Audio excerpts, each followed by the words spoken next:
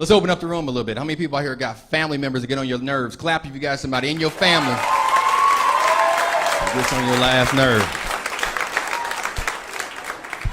Yeah. I figure if you didn't clap just now, then you probably that family member. That's what I figure in here. Because we all got dysfunctionality in our families. Am I right or wrong? We all got it, man. Black, white, I don't care, Mexican, we all got it, man. I can't speak for y'all, but I got it running deep in my family. I was talking to one of my dads on the way here, man.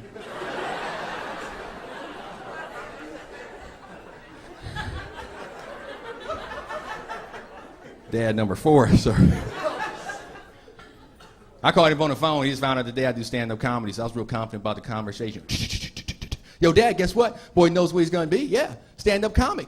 Yeah, tell you a joke. Oh, hold on, I got one for you. Hey, what do you get when you cross the Pillsbury Doughboy with Raggedy Ann? A red-headed chick with a yeast infection.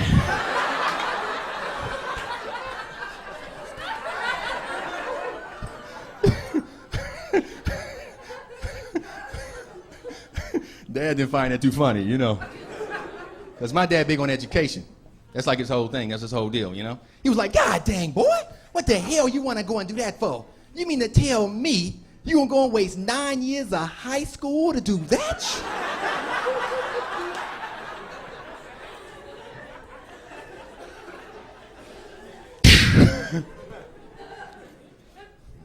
That's what we do as comics. We embellish the stories. That's what makes them kind of funny, you know. People always ask me, you know, my dad knows what I do. People always ask me, you know, Jason, how'd you get started in entertainment, you know? Well, actually, entertainment runs in my family. My father used to be a magician. Sucker disappeared when I was 2 years old.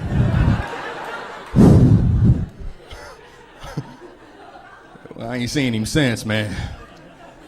That's why I keep TiVo and cops. How many of y'all got kids out there? Round of applause. That's always fun to talk about. Got kids? Yeah? Yeah. I say if you got them, beat them. Yeah? A few of y'all know what I'm talking about? Yeah? Yeah? I say we get out here right now and go whoop some kids' ass. Come on, let's go, man. Come on, let's go. Your first belt's on me, man. Nothing, the part of the reason why kids are so bad, man, and so messed up, and you know, our country's so messed up, in my opinion, is because I think the government has their hands in too much of us raising our own children. You know? Yeah. Yeah. You know? They tell you what you can do and what you can't do now, don't they? Yeah, what do they tell you now? They say, don't beat your kids. Don't beat them. Give them time out. Works. Does it really work, seriously? Time out. Shoot. We didn't have time out coming up, though, did we? Well, I guess we did, though, didn't we? We had time out. It was called being unconscious. Those were the good old days, you know? You remember that time, man, when you would go over to your neighbor's house, do something bad, get a whooping from your neighbor, then get a call home from your neighbor telling them what you did, and get another ass whooping when you got home? Remember that? Caught the tail end of that generation.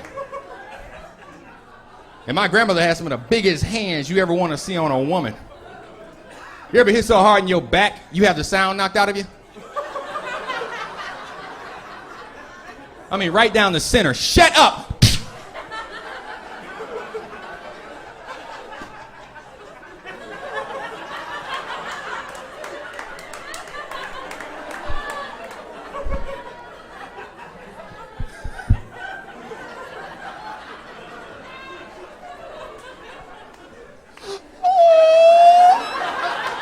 Shut up before I give you something to cry about.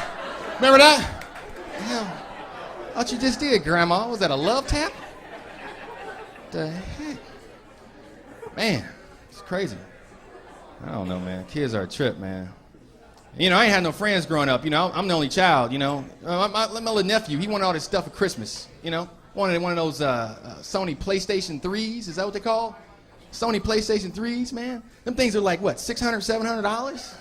You know, boy don't even get good grades, you know. I looked back at him and said, I had a PlayStation 2 coming up. It was called a backyard, sucker.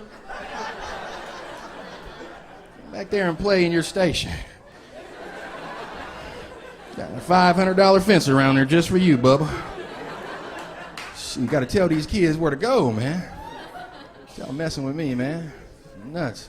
want all this stuff for Christmas, man. I love talking about kids, actually, because in my day job, before I was a stand-up comic, I wasn't always a comic. I had a day job just like everybody else, you know. I used to be a human resource specialist. That's what I told a beautiful lady, you know. That's what I told a beautiful lady when I met him, you know. You know what that means in layman's terms? I was basically a bus driver's assistant.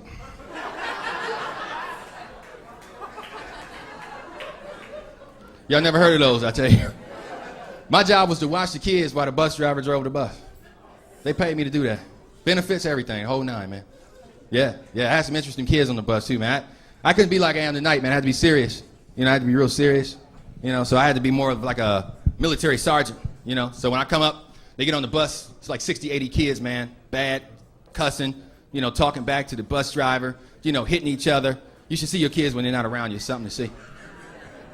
I stand at the front of the bus, they get all on, wait, put my hand behind my back like I'm about to do something to them. When I am talking, nobody else talks, please. When I am talking, nobody else talks, please. My name is Mr. Dixie.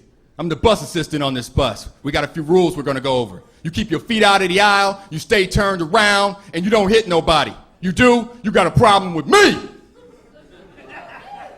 Had like 60, 80 white kids going,